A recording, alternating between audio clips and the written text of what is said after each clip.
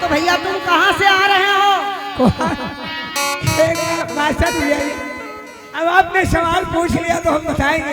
अरे तुम वहाँ कहाँ से रहे हो? हम कब्रिस्तान से आ रहे हैं। वहाँ क्या कर रहे थे? ले रहे थे किसकी? मुर्दों की हाजिरी।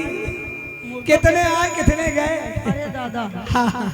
तो क्या क्या खाया तुमने ठाकुर जी के यहाँ? अब वही केवल हम आए हैं तो दादा दादा चिल्ला रही हो। हाँ। अब बुधाई सिंह नंबरदार के पास है तो अम्मा अम्मा चिल्ला रही हो। हाँ, क्या कहना चाहती हो? इतना टूटा हूँ के छूने से बिखर जाऊंगा। अब अगर और दुआ दोगे तो मर जाऊंगा। इतना टूटा हूँ छूने से बिखर जाऊंगा।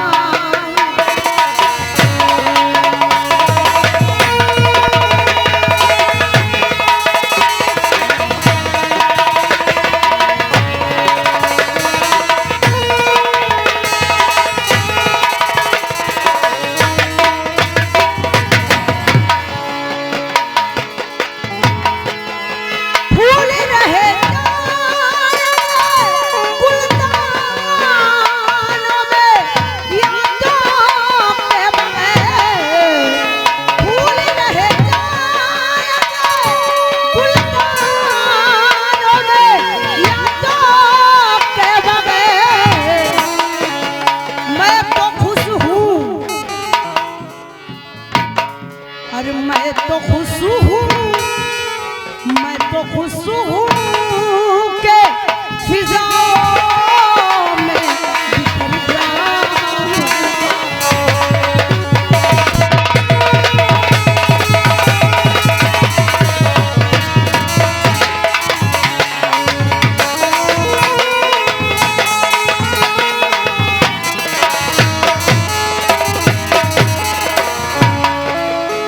पूछ कर मेरा पता रवाना करो। पूछ कर मेरा पता रवाना करो। और मैं तो बंजारा हूँ, मैं तो बंजारा हूँ, और मैं तो बंजारा हूँ। न जाने किधर जाऊंगा। मैं तो बंजारा हूँ।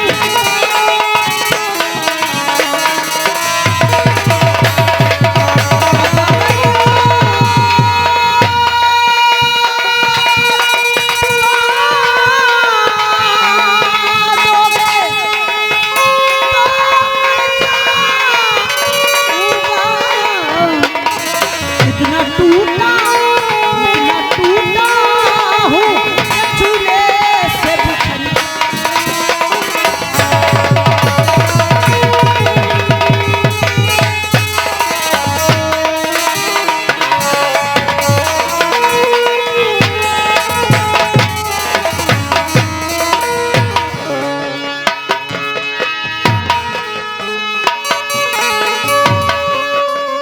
पूछ कर मेरा पता रवाना करो।